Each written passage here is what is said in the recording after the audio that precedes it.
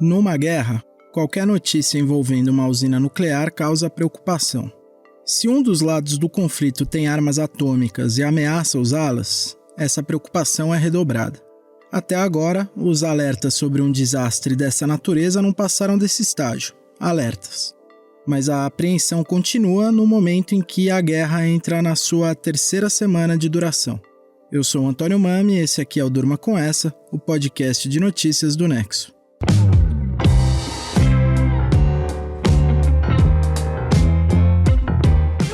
Olá, eu sou a Letícia Arcoverde e estou aqui com o Antônio para apresentar esse podcast que vai ao ar de segunda a sexta no fim da tarde e início da noite, sempre com notícias que podem continuar a ecoar por aí.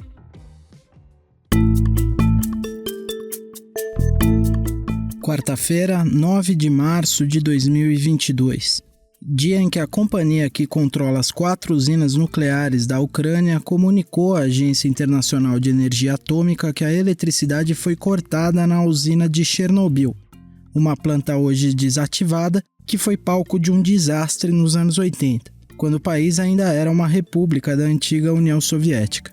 Chernobyl foi capturada por tropas russas no primeiro dia da invasão da Ucrânia, em 24 de fevereiro. O comunicado da companhia nuclear ucraniana levantou 2 preocupações. A primeira está ligada ao corte de comunicação sobre os níveis de radioatividade liberada pela usina. A segunda tem a ver com o sistema de resfriamento do combustível usado pelos 4 reatores da planta, que estão inativos há mais de 20 anos. Bom, se você já assistiu Os Simpsons, o combustível é aquele líquido verde que fica em tonéis na usina nuclear onde o Homer trabalha. Bom, esses combustíveis ficam armazenados em recipientes que geram muito calor e são extremamente radioativos. Então, eles precisam ser armazenados num reservatório de água que tem que ser constantemente resfriada para não causar algum tipo de vazamento. Esse resfriamento é garantido justamente pela energia elétrica. Pouco depois da notícia do corte de eletricidade em Chernobyl, a Agência Internacional de Energia Atômica, que é vinculada às Nações Unidas, veio a público e disse que isso não causa grande impacto sobre a segurança do local e o seu entorno. Segundo a agência, as condições térmicas do reservatório são suficientes para evitar um acidente. Mas a agência internacional segue preocupada com as condições em Chernobyl. Na terça-feira, o órgão relatou que os funcionários da usina estão trabalhando ininterruptamente desde a invasão russa, sob as ordens de militares do país e com acesso limitado à alimentação e remédios. O Rafael Mariano Grossi, que é diretor-geral da agência, falou que o rodízio de funcionários nessas plantas é fundamental para a segurança nuclear. Ele também fez menção a um dos pilares da segurança nuclear, que é a capacidade dos funcionários de tomar decisões livres de pressão indevida. It's very troubling, and the most troubling part of it is that apparently the staff at the reactor facilities are now subject to seeking prior approval from the Russian commander at the location before they can take any action. What's troubling is we have no idea what kind of nuclear expertise this commander has. Quem você está ouvindo aí é a Laura Rockwood, diretora da Open Nuclear Network, uma entidade voltada à segurança nuclear. Ela deu uma entrevista para a BBC britânica na terça-feira e estava falando sobre os riscos dos funcionários de uma usina nuclear estarem submetidos às tropas russas, sob as ordens de um comandante que possivelmente não tem o conhecimento necessário para lidar com situações de emergência, quando decisões muito importantes precisam ser tomadas muito rapidamente. Chernobyl não é a única usina do tipo sob controle russo na Ucrânia. No dia 4 de março, a Rússia conquistou o domínio de Zaporizhia, que é a maior usina nuclear da Europa, e, ao contrário de Chernobyl, ainda está em atividade. Essa usina responde por 25% da energia elétrica da Ucrânia e por metade de toda a geração nuclear do país.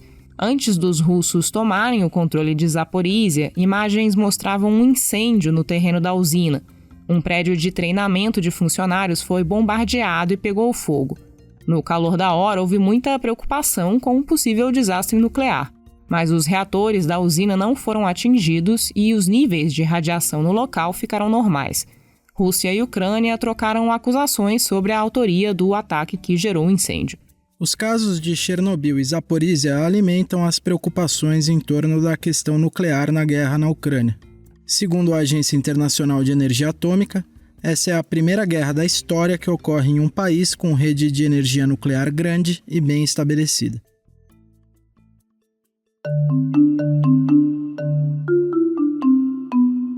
A guerra entre Rússia e Ucrânia trouxe de volta um sentimento comum durante a Guerra Fria, que durou de 1947 a 1991. É o que psicólogos batizaram de ansiedade nuclear, nomeando a angústia derivada dos temores de uma guerra atômica entre as duas grandes potências do século XX, os Estados Unidos e a União Soviética. Bombas atômicas não são o tipo de argumento que os países sacam numa negociação todos os dias. Mas elas estão sempre lá, engatilhadas sob a mesa. Desde que os Estados Unidos lançaram 2 bombas nucleares sobre o Japão, na Segunda Guerra Mundial, o pesadelo nuclear tomou forma e passou a ocupar espaço como último recurso à força, como a solução definitiva para impasses intransponíveis na área da segurança internacional. No período mais agudo da Guerra Fria, nos anos 60, Estados Unidos e União Soviética chegaram perto de empurrar o mundo para o abismo. O episódio mais tenso envolvendo as 2 maiores potências nucleares do mundo ocorreu em 1962, quando a União Soviética enviou uma bateria de mísseis para Cuba, ilha recém-tomada por uma revolução que derrubou um governo alinhado aos Estados Unidos. A ação espelhava o que os próprios americanos fizeram anos antes na Turquia, e levou a uma troca de ameaças mútuas que se intensificou ao longo de 13 dias. No fim, americanos e soviéticos acabaram recuando e retiraram seus mísseis do quintal um do outro. Existem 5 potências nucleares, formalmente reconhecidas por um estatuto internacional chamado de Tratado de Não Proliferação Nuclear. São elas os Estados Unidos, a Rússia, a China, a França e o Reino Unido. Índia e Paquistão também têm seus programas nucleares.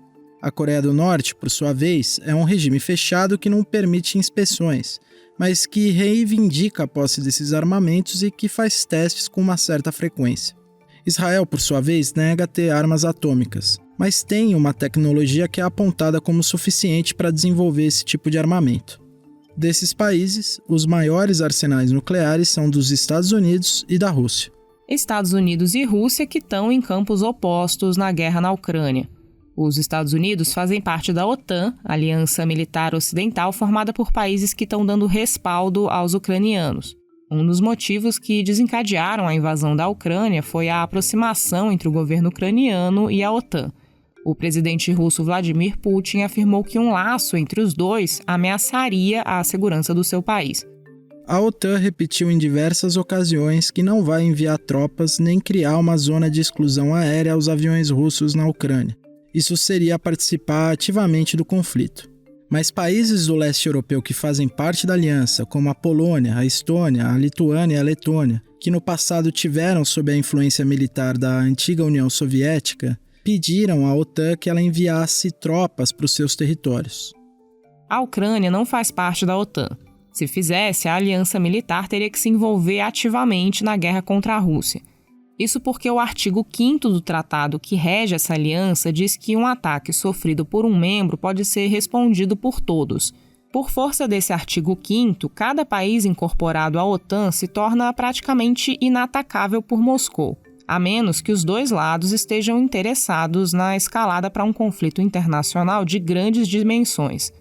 Um conflito com possíveis consequências nucleares, opondo os Estados Unidos e seus aliados de um lado e a Rússia do outro. 3, 2, 1, pum!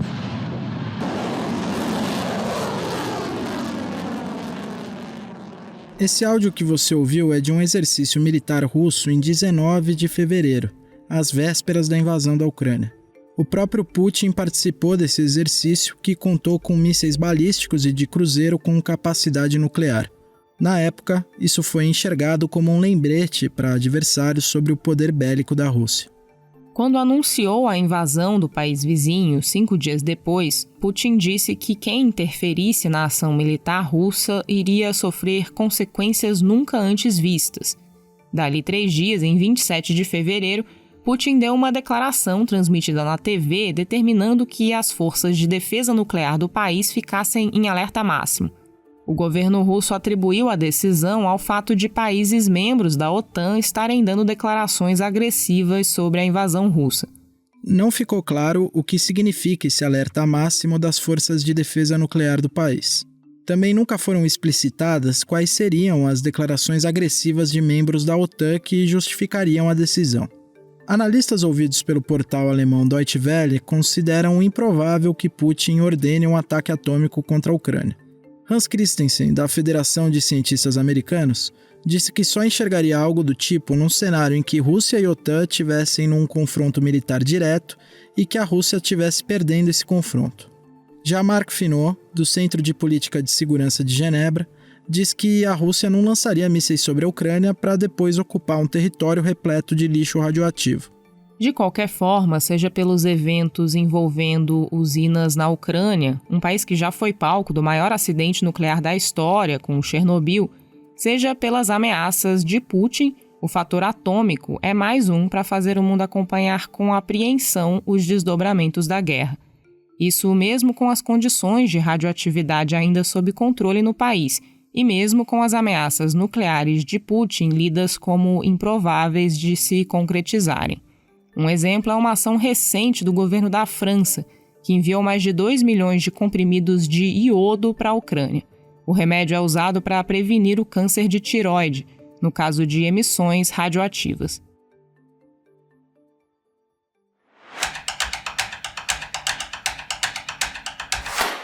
A guerra na Ucrânia teve um eco importante na política interna do Brasil.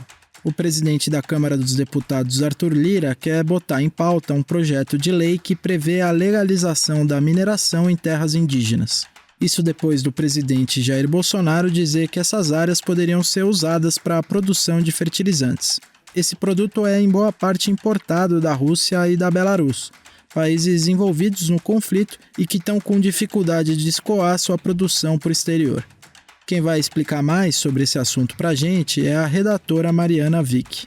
Mariana, faz sentido falar em legalizar a mineração em terras indígenas para aumentar a produção de fertilizantes no Brasil? Parece que não. O presidente Jair Bolsonaro defende a mineração em terras indígenas, principalmente na Amazônia, porque diz que elas têm boas reservas de potássio, um mineral que é usado para fazer fertilizantes. Mas uma pesquisa da Universidade Federal de Minas Gerais mostra que existe muito pouco potássio nessas áreas. Segundo dados do governo levantados pelo estudo, só 11% desse mineral na Amazônia está em terras indígenas. Ambientalistas, indígenas e outros críticos ao projeto dizem que o governo, se realmente quiser extrair potássio para produzir fertilizantes e não depender mais de importações, pode fazer isso em lugares que têm mais potencial de exploração e mais infraestrutura, com o benefício de preservar as terras indígenas. E qual é o contexto desse projeto? Há outras pressões para ele avançar? Esse projeto não é de agora. O governo federal enviou o texto para o Congresso em 2020. Bolsonaro sempre teve interesse em permitir esse tipo de atividade em terras indígenas, lembrando que a mineração nessas áreas não acontece hoje porque nunca foi regulamentada, embora esteja prevista na Constituição. Em 2020, o então presidente da Câmara, Rodrigo Maia, não quis levar esse projeto para frente por causa de um acordo que fez com o movimento indígena. Com a chegada de Arthur Lira na presidência da Câmara, a votação do texto voltou a ser cogitada, ganhando muito fôlego agora com o conflito entre Rússia e Ucrânia. Lira e outros deputados governistas ou da bancada ruralista tentam passar esse projeto porque tem um interesse antigo na abertura de terras indígenas para a atividade econômica, não só a mineração. Vale lembrar que hoje existem outros projetos de lei sobre terras indígenas em tramitação no Congresso. Existe também, como é de se esperar, interesse do setor de mineração em passar o texto. O projeto, inclusive, foi elaborado pelo governo federal em conjunto com mineradoras. Por outro lado, essa proposta tem muita resistência do movimento indígena e de ambientalistas. Eles dizem que o projeto fere um direito constitucional dos povos indígenas a terem uso exclusivo dos recursos em suas terras e que a mineração, se for liberada, pode trazer muitos prejuízos sociais e ambientais. Esse texto da Mariana você vai poder ler em nexojornal.com.br. Hoje, excepcionalmente, a gente não tem o comentário do repórter especial João Paulo Charlot.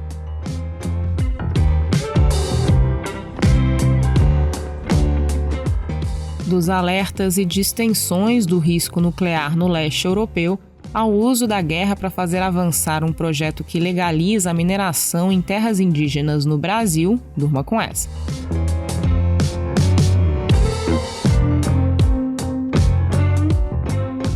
Com roteiro de Antônio Mami, produção de Letícia Arcoverde, participação de Mariana Vick e edição de áudio de Roberto Soares, termina aqui mais um Durma com essa. Amanhã a gente volta. Até!